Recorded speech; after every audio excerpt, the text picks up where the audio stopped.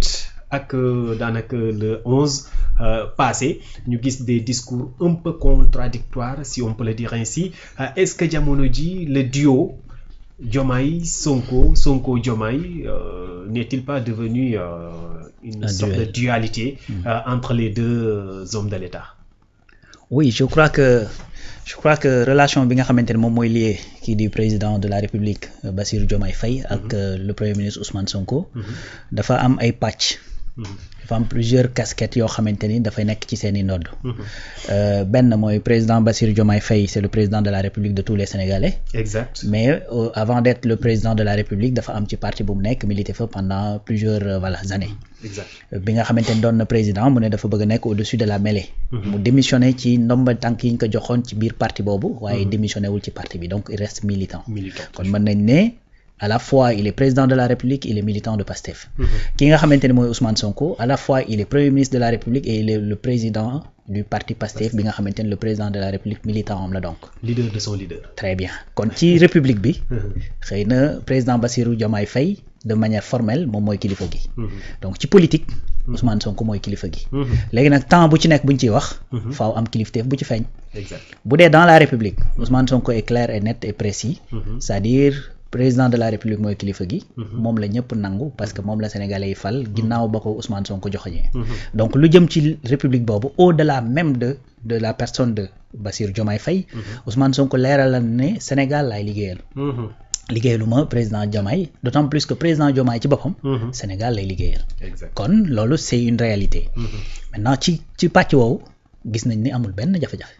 c'est-à-dire président waxul jaar nii Ousmane wax jaar na le c'est-à-dire dañ koy def de manière très concertée de manière concordante looy dégg lu ne génn na ci conseil des ministres et cetera li nga fay gis mooy une harmonie liggéey boo xamante ni ñu ngi koy teg ci yoon. parce que nag ay magum jëmm lañu. Ousmane kilifa la. donc président Bassirou Diomaye Faye kilifa la xam nañu exactement lan mooy yor état ak lan mooy la ñuy xaar ci ñoom kon loolu leer na. maintenant ci république bi encore une fois. on peut pas parler de dualité et cetera loolu mënu fa am parce que la chose est claire. ku ci nekk yaa ngi jouer ce rôle. prérogative yi nga xamante ni moom le président jël dénk ko ki nga xamante ni mooy premier ministre mi ngi koy doxal comme il se doit. donc bu ñu jógee ci loolu ci république bi ñëw ci politique bi. ben la réalité change. réalité bi mooy foofu ka fay kilifa. mooy Ousmane Sonko tout simplement. te dafa bokk nag ci nangu kilifteef boo nekkee ci ab kuréel. bu ngeen werantee ci mbir. kilifa gi jël dogal ñu doxal li nga xamante ni looloo tax ñuy wut kilifa. en vérité sinon on n'a pas besoin d'avoir quelqu'un boo xamante ni mooy jiital. kooku pour que après muy mën a def arbitrage ak yoon et puis mën a joxe orientation. sa kilifa parti nag bu joxee orientation. nga jël beneen yoon bu bokkul ak orientation ba kilifa parti bi jël. c'est-à-dire yow mi jël beneen yoon. yow yaa nekk effectivement di def naka sa dul noonu bu fekkee dafa am ku ñu war a wax arrêtel wala boog dellu si ci li nga xamante ni mooy axe bi ñu jëloon c'est-à-dire ki nga xamante ni dafa teggi lii président parti bi wax ci politique bi te yow nga nekk juste militant ci biir parti boobu c'est-à-dire kooku la ñuy interpeller donc muy benn deuxième chose dañuy xool ci yow li nga action bi nga teg ndax yow yaa nekk di wàcc la nga diglante woon ak ña nga xamante ni ñoom nga àndaloon démb ou pas si c'est le cas su fekkee ni yow da nga nekk di varier ci engagement ya nga xamante ne moom lañ jëloon démb ak bërki démb ba Sénégalais yi wóolu leen jox leen en tant que parti Pastef ak ña ngeen àndal le pouvoir su boobaa également yell na ka nga xamante ne mooy kilifa parti bi nga xamante responsabilité falu ci ndoddam la tegu puisque ñëpp Sénégalais yëpp xam nañ ni dafa ne ànd leen ak diw ñu ànd ak moom kon responsabilité boobu ci ndoddam lay tegu kon lii diis ci moom du bokk ak yow lii diis ci yow donc de la même manière bu ñëwee au niveau de la République tey buñ dee wax rendre compte ki war a rendre compte mooy le président de la République moom muy nommé au poste civils et militaires boo ñëwee dans le parti ki war a rendre compte effectivement mooy kilifa parti bi kon pour répondre précisément à la question sur les charges de la République il y a pas de dualité amul ay xëccoo ñiiroo ŋaayoo sur le plan politique nag c'est-à-dire léegi moom c'est clair c'est net c'est précis que bokk président Bassirou Diomaye Faye wala boog Bassirou Diomaye Faye de Pastef bokkul gis-gis ak ki nga xamante ni mooy président Ousmane Sonko de Pastef donc pourquoi ma wax Bassirou Diomaye Faye de Pastef parce que boo xoolee même communiqué du 11 bi biñ ko signé ci suuf Bassirou Diomaye Faye kese lañ ci def defuñu ci benn fonction ni rien tout donc ci loolu ci pàcc boobu man jàpp naa ni effectivement y a un problème de vision boo xamante ni partagé tuñ ko ci naka la ñu war a jëlee les orientations te loolu nag du interprétation du analyse du dara c'est-à-dire c'est des mots yoo xamante ne premier ministre moo ko prononcé devant les Sénégalais et devant l'Assemblée nationale que ni sur le plan politique effectivement am na léegi divergence de point de vue voilà. Est-ce que divergence yooyu mën nañ see jàpp ni bu ñu moywul Bassirou Diomaye li muy ruumanaat mooy peut-être un jour génn comme ni mu démissionné ci poste secrétariat bu Pastef mu génn bañatee nekk li nga xamante ni moo di militant Pastef. Oui, on peut s'attendre à tout parce que tey xam nga la lettre du 11 kan moo ko xaaroon c'est-à-dire mënoon nga xalaat ni y a des petits problèmes am na ay divergence de point de vue yu ndaw comme xëccoo comme ni mbooloo yëpp di demee tey par exemple mën nga ñëw fii à Média 28 ñu war a traiter ay sujets nga ni sujet sàngam am na solo ma ni man amul solo sujet ma ni bii am na solo nga ni non boobu mën nañ ko xaar ba plus tard et cetera c'est-à-dire c'est divergence de point de vue c'est naturel d'ailleurs loolu mooy tax sax mbooloo di mën di am yenn évolution yi di mën di améliorer wu di mën di progresser mais tey su fekkee ni dem nañ ba mu yegg ci la lettre du 11 mën a génn c'est-à-dire après politiquement leneen lu xew bu mu la bett pour la simple et bonne raison que boobu ba tey gisuñu ne sur le plan des actes en tout cas gisuñu loo xamante ni tax wane na ni coalition bii nga xamante ni mooy coalition Diomaye président dafa nekk di ci dellu gannaaw pourquoi je dis ça après bis boobu gis nañ ne effectivement wax ruumanaan nañu affaire siège ba finalement siège am na donc après loolu gis nañ fii gars yi di massifier des vidéos sont sorties boobu ba tey gis ñu ne dellu gannaaw am na ci gis nañu ay ndaje yoo xamante ni da nga gis kilifa gu nekk Pastef nekk maire de Dakar daje fa nga jël keneen koo xamante ni démb ak bërki dem moo doon wax ne yow ndaje yi sax gëmoo ko ba nga nekkee université wala nga ba nga nekkee def sa formation bu ñu ko daan def sa xol dafay jeex et cetera kooku ñëw représente la pour la simple et bonne raison parce que Diomaye président la bokk même sur les plateaux yi ngay gis le 31 décembre tu vois des représentants de Diomaye président yuy ñëw des fois toog ak koo xamante ni Pastef la bokk comme si des opposants quoi. Exactement donc loolu c'est des actes yoo xamante ni c'est concret moo fi ne te léegi nag intention baax na mais intention lii tax mu nekk lu sincère mooy jëf yi nga xamante ni moo koy jëmmal léegi nag jëf yi wax ji mën naa nekk lii mais jëf yi en tout cas waroon na n'est-ce pas donc moo tax encore une fois ñu jàpp ne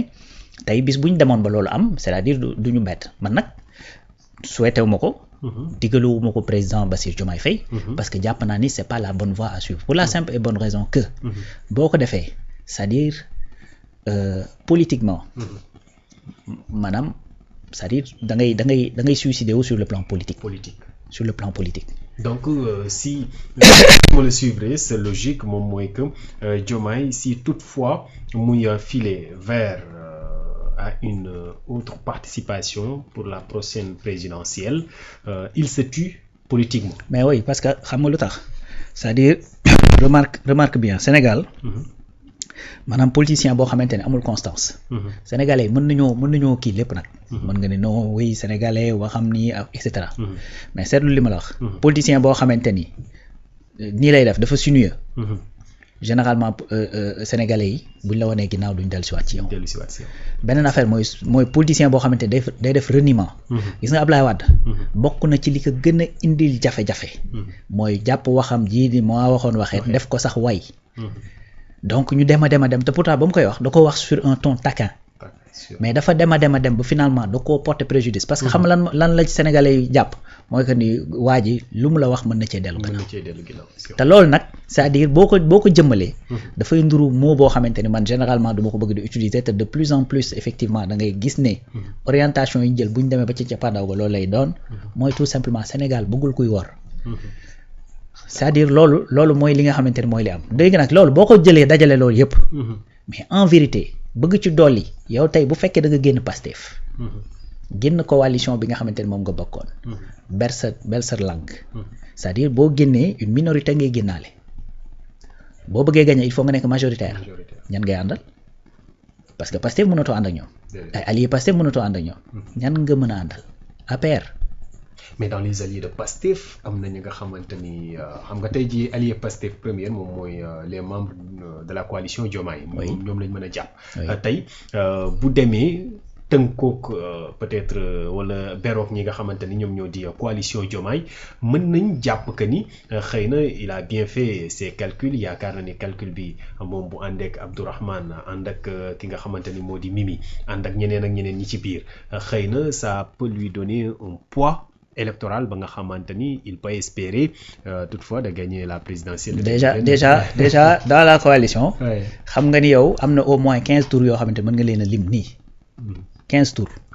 minimum yoo xam ne mën nga leen a lim mais 2 nga lim après na ñeneen ak ñeneen loolu ça veut tout dire ça veut tout dire tey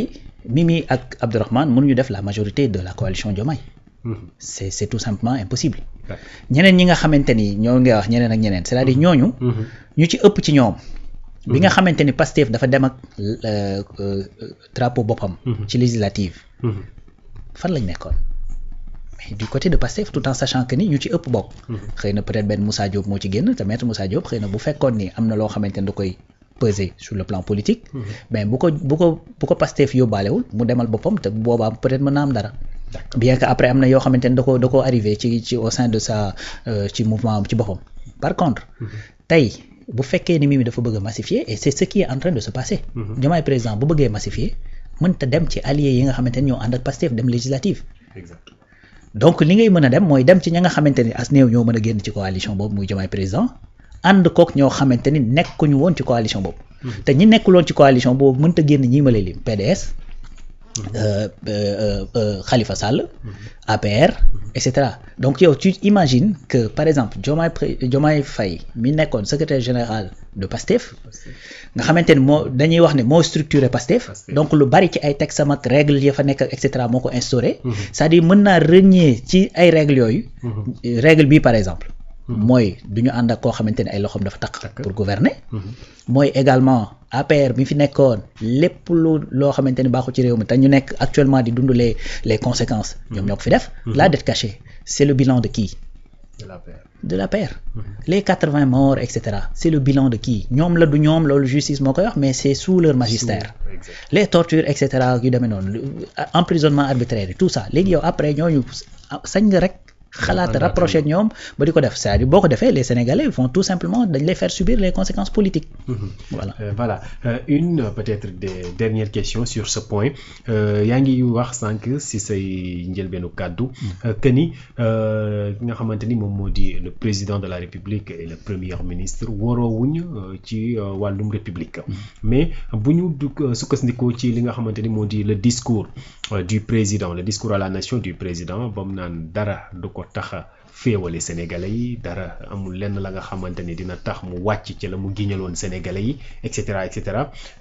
le surlendemain on constate que ni le premier ministre aussi mi dem Passy mi ngi fay yëkkati ay kàddu di xam la ni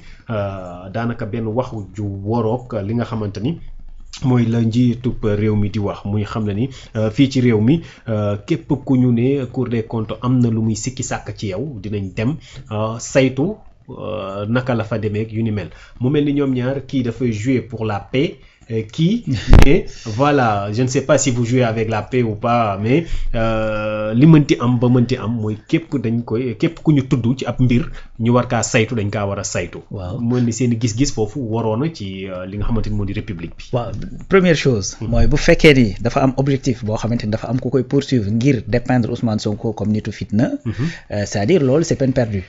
parce que nitu fitna googu ñuy wax en fait moom la Sénégalais yi wóolu ba jox ko 54,28% mu ànd ak moom donc su fekkee ni également kii la moom la ñu wóolu ba jox ko plus de 54% 130 députés à l'Assemblée nationale aussi donc loolu c'est déjà peine perdue c'est-à-dire Sénégalais yi tënkootuñ ci loolu Sénégalais yi léegi li ëpp ci ñun li ñuy tënku mooy nit ki bu waxee ba noppi lan mooy jëmmal ay waxam buñ ko gisee tant mieux ñu xam ni kii waxkatu li mu nar la da koy wax mais dana góorgóorlu ngir jëf ko buñ ko gisul également dañuy xam ni kii du nit koo xamante ne dafay respecter ay kàddoom te loolu dañ koy jël en compte bis bu ñu waree tànn loolu dañ koy jël en compte maintenant